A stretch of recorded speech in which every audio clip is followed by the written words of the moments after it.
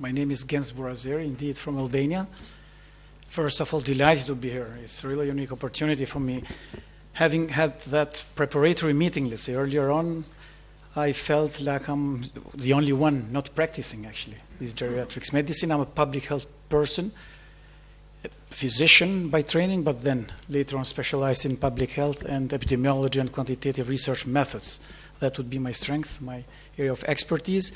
Nevertheless, in the past 15 years, I've been fully involved in this MOSHA network. That's an umbrella organization in Albania, which includes at least 16, nowadays probably 18, 19 non-governmental organizations, civil society organizations working fully with older people in Albania, providing both health and social services.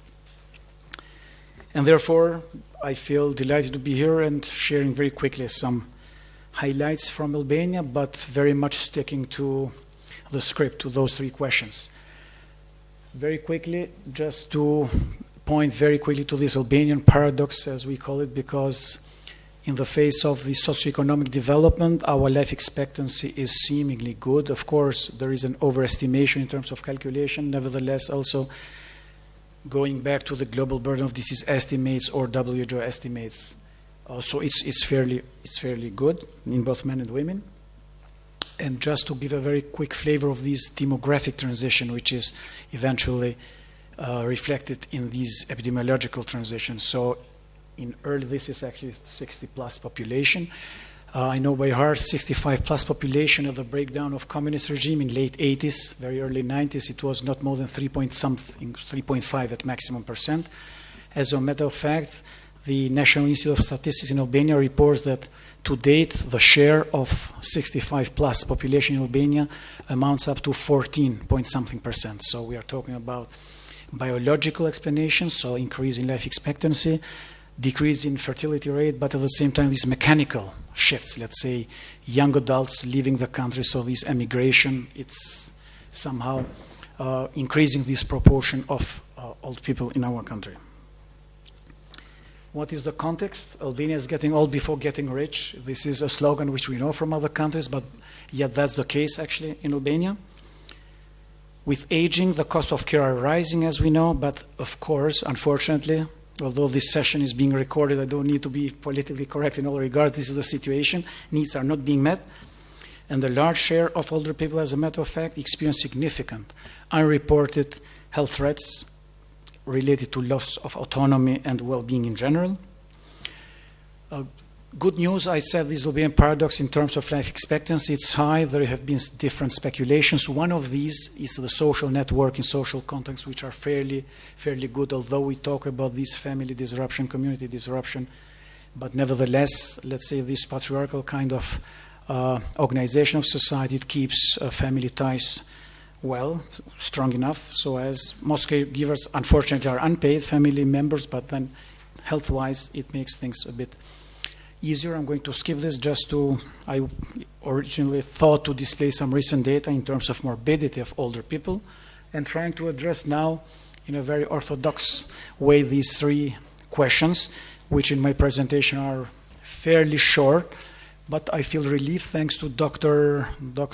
Prada, because who are these guys trained in geriatrics in our country, in Albania in this case?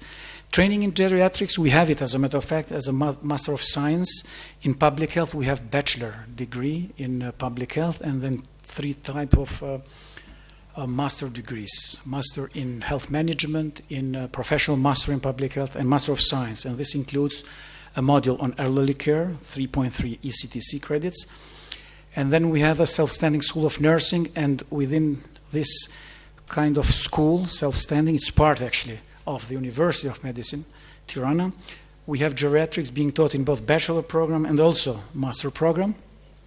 As far as general medicine goes, nothing at all, no mention of geriatrics at undergraduate level, but also as a self-standing specialization is yet to come.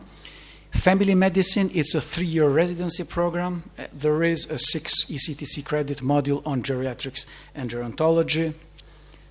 So that would be to address the first point. With regard to the second one, preoperative risk assessment, In principle, the hospital protocols related to older patients, they require a more rigorous assessment of existing comorbidities, multimorbidities, exercise tolerance, and performing some additional laboratory tests in order to predict these postoperative outcomes, which were very nicely, diligently covered by our Turkish colleague.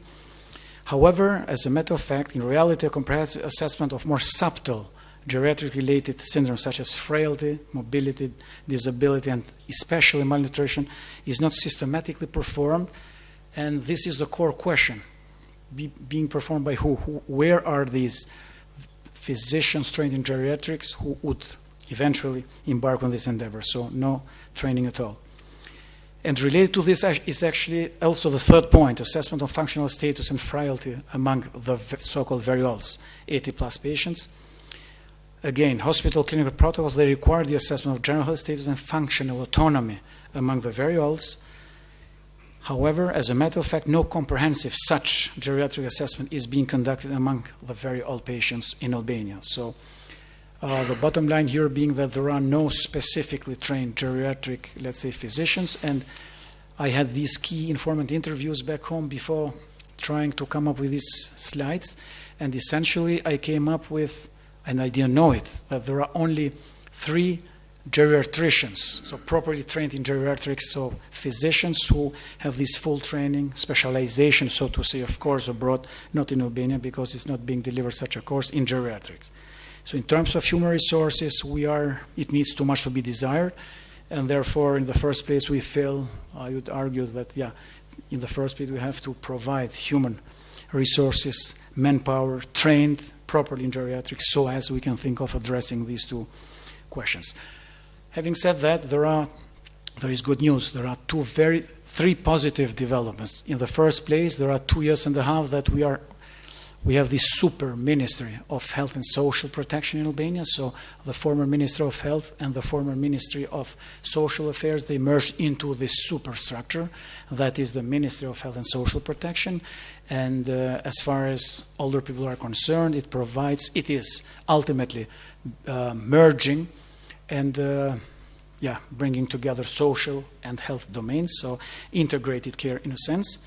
And the second and the third are 2 national strategies which are being envisaged. They will be endorsed very soon by the Ministry of Health and Social Protection. The first one, the National Strategy for Aging. For the first time, we'll have a comprehensive strategy for the next 5 years, and part of this strategy, it foresees integrated care, long-term care, and earmarked dedicated hospital beds in geriatrics, which currently are missing. So in 12 regions of Albania, these would be the major administrative unit, 12 regions, there will be hospital beds for the first time ever dedicated, earmarked for older people.